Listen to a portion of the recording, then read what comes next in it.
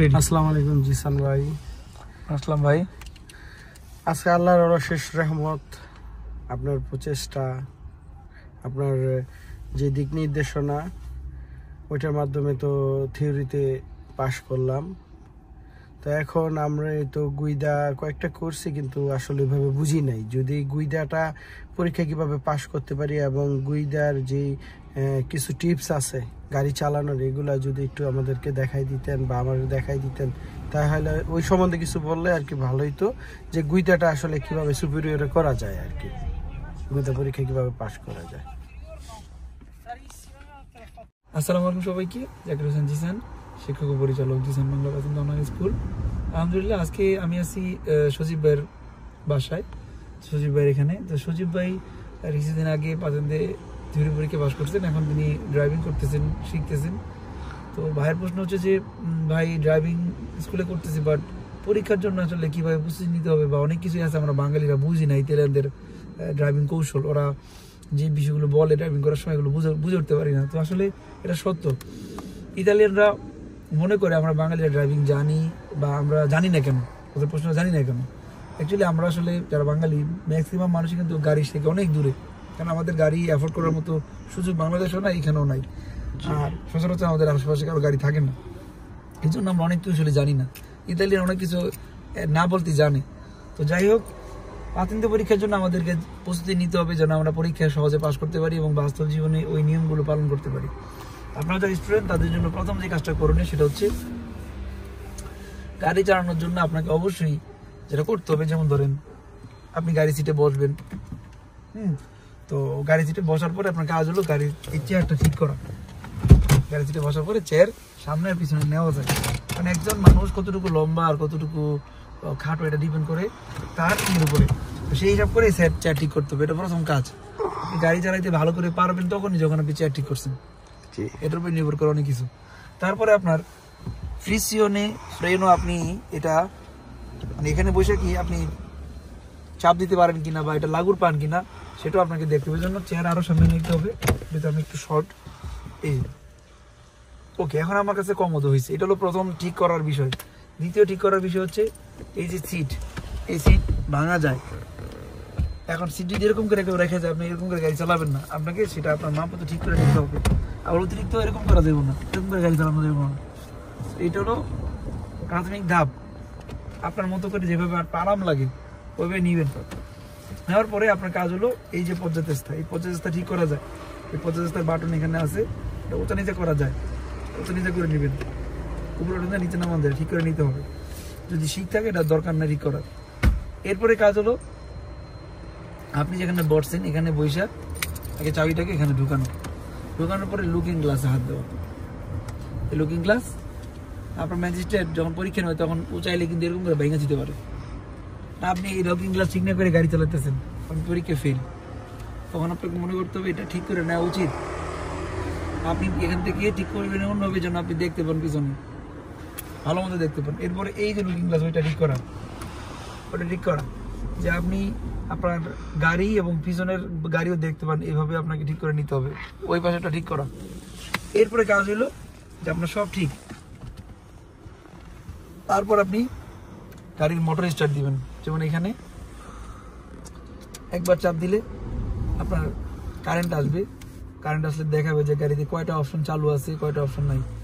যদি গাড়িতে কোনো কিছু প্রবলেম থাকে ও দেখাই দিবে সাথে সাথে ইমিডিয়েট কি কি প্রবলেম দেখা যায়। যেমন কাছে এনে দেখাই, আপনার গাড়ির দরজা খোলা দেখা যায়, দরজা খোলা।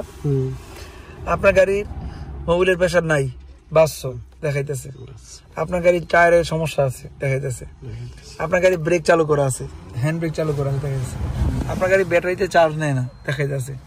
মোটর চালু হয় না এখনো দেখাইতেছে। এরপর যখন আপনি গাড়ি চালু করতে যাবেন, আপনাকে যেটা করতে হবে আগে ফ্রিসিয়নে পাড়া দিতে হবে সুন্দর করে। ওই যে ফ্রিসিয়নে ছাড়া গাড়ি স্টার্ট করা যাবে না।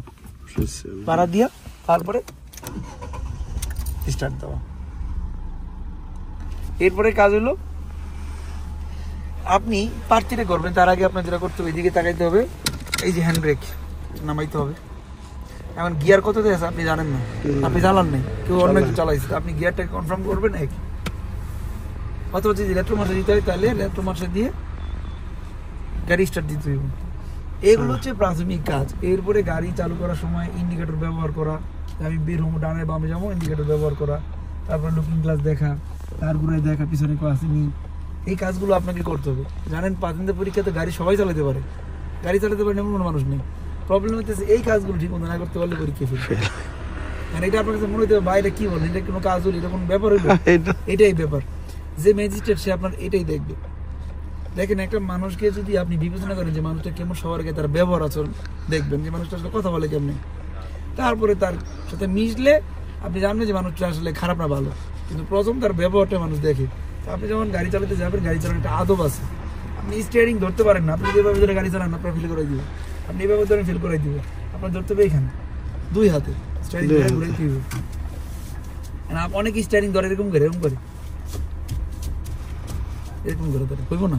আপনার ধরারও তো একটা কৌশল আছে। এইভাবে যদি ধরেন, আপনি এইভাবে গাড়িটা ঘুরাইলেন, এই হাতে ধরলেন, এই হাতে ঘুরাইলেন, এই হাতে ধরলেন, ঘুরাইলেন, একটা কৌশল। দেখতে সৌন্দর্য আছে, কমতো আছে, আমি ঘুরাতে পারতেছি দ্রুত। আপনি যদি এরকম করে ঘুরান, আমি অনেকে দেখছি এরকম করে ধরে এবং এমন করে ধরে মনে ভেঙে লাগবো, এটাও করা যাবো না।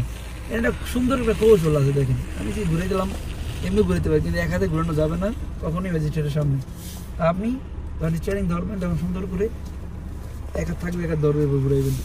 চেষ্টা করবেন ছোট করে মানবরার মধ্যে এইভাবেই ঘুরাইতে। ওকে, বুঝতে পারছি ভাই। আর এই যে ঘুরাইবেন, এক হাতে ধাক্কা দিবেন, এক হাতে তাড়াতাড়ি ধরবেন। এটা যদি ফচকায় যায় চলন্ত অবস্থায় একটা বিপদ। যখন এক হাতে ধাক্কা দিবেন, এক হাতে কোম্পানি করবেন, এক হাতে ধাক্কা দিয়ে এক হাতে কোম্পানি করবেন, আর এত টান দিবেন, এত ধাক্কা দিবেন, কোম্পানি। বুঝতে পারছি। এবং স্টিয়ারিং ঘোরার সময় আবার তাকায় থাকবেন না, এমনি তাকায় থাকবেন না। আপনি লক্ষ্য রাখবেন ডানে বামে, ডানে বামে সোজা, ডানে বামে সোজা। এটা অনেক গুরুত্বপূর্ণ। তারপর স্টার দিয়ে গাড়ি আপনি বাড়তিরে করবেন। এই প্রাথমিক জিনিসগুলো আমাদের দেখতে হবে। এবং সবার আগে যেটা করবেন, গাড়ি বন্ধ করার সময় একটা কৌশল আছে। গাড়ি বন্ধ করার আগে হ্যান্ড ব্রেকটা উঠাইবেন সুন্দর করে, মার্শা একে তার না ফেরে রেখে রাখবেন, তারপরে সুন্দর করে চাবি বন্ধ করে। এর মধ্যে বের হওয়ার আগে জানালাগুলো বন্ধ আছে কিনা চেক করবেন, এগুলো প্রাথমিক কাজ। আর একটা ড্রাইভিং ক্লাস একদিনে শেষ করা যায় না, অনেক কিছু শেখার আছে, অন্তত 2 মাস সময় লাগে ভালোভাবে শিখতে। আর প্র্যাকটিস করতে করতে কনফিডেন্স বাড়বে। সেক্ষেত্রে 2-1টা গুইদা করে অনেকে চান যে সব বুঝে গেছি, এটাও ভুল ধারণা। 10 থেকে 15টা ড্রাইভিং ক্লাস করলে আপনার ভিতরে ঢুকবে পুরো বিষয়টা। তো অনেকে আছেন অল্পতে হতাশ হয়ে যান বা অল্পতে সব পারতেছেন, এটা ঠিক না। সময় নিতে হয় যে কোনো কাজেই। আপনি তো থাকবেন সবাই, সবার জন্য অনেক শুভকামনা। সজীব ভাইয়ের মতো যিনি পাতেন্দ্র পরীক্ষা পাস করছেন, তার ওয়াইফ পাতেন্দ্র পরীক্ষা পাস করছেন এবং গাড়ি চালাইতেছেন, স্বপ্ন আমাদের একদিন বাস্তবায়ন হবে ইনশাল্লাহ, যদি লক্ষ্য থাকে অটুট এবং সঠিক গাইডলাইন্স পেলে আপনারা সবাই পাতেন্দ্র পাবেন। আপনারা পড়াশোনা করেন, ইতালিতে প্রতিষ্ঠিত হওয়ার জন্য ড্রাইভিং লাইসেন্সের বিকল্প নেই। কি বলেন সজীব ভাই? জি ভাই, আপনারও ধন্যবাদ এত সুন্দর পরামর্শ দেওয়ার জন্য। আসলে আমি তো কয়েকটা গুইদা করছি, কিন্তু এইগুলা কিন্তু চিন্তা করি না ওইভাবে। যাই হোক ভাই, আপনার এই টিপসগুলো কাজে লাগবে আমার অনেক। ইনশাল্লাহ, এটা ফোন দেবেন, তাহলে এই কাজটা আগে করতে হয়। জি ভাই, ধন্যবাদ সবাইকে।